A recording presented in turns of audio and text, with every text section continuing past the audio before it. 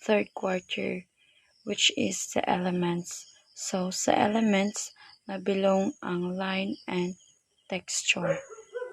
Sa line, think and then, straight, curve, and dredge. Sa texture, wrapped, floated, woven, and curved. Second, its principles, contrast, curve, texture areas, and solid areas. Think picture lines and fine lines. So, next is process 4.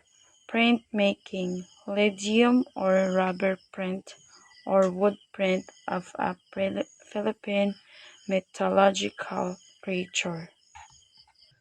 So, ang learning competencies, okay, the learner first is discuss the richness or Philippine myths and legends.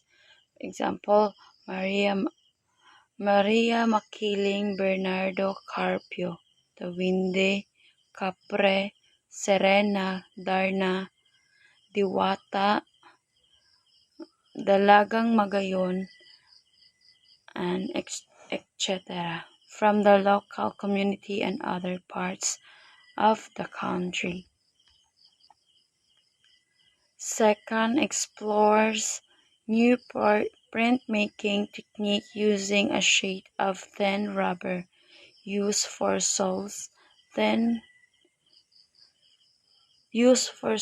of shoes, leadium, or any soft wood that can be carved or gouged to create different lines and textures. Third, identifies possible uses of the printed artwork. 4.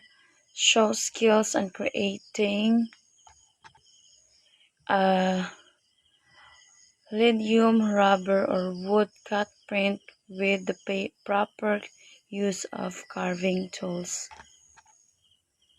Creates variation of the same print by using different colors or ink in printing the master plate. 6. Follows the step-by-step process of creating a print. So, i-follow nila step by step pag-process sa maghimo sila og print. Sketching the areas to be carved out and areas that will remain. So, i-carve out ang sa areas that kanang mo follow. So, next is carving the image on the rubber or wood using the sharp cutting tools. Preliminary rubbing, final inking or the plate with printing ink, placing paper over the plate, rubbing the back of the paper. Pressing the print, repeating the process to get several editions of the print. 7. Works with the class to produce the completion of their prints and create a book or calendar which they can give as gifts, sale, or display on the walls of the school. So kani kay himo sila with sa ilang mga classmate sa class to produce a complication of their prints. So mo create sila book or calendar dayon ilan ni silang ipilit sa ilang i-display o sa ilang walls sa ilang eskwelahan. Utilize contrast in a curve or texture area in an artwork. Produce several editions of the same print that are well in kind and evenly printed.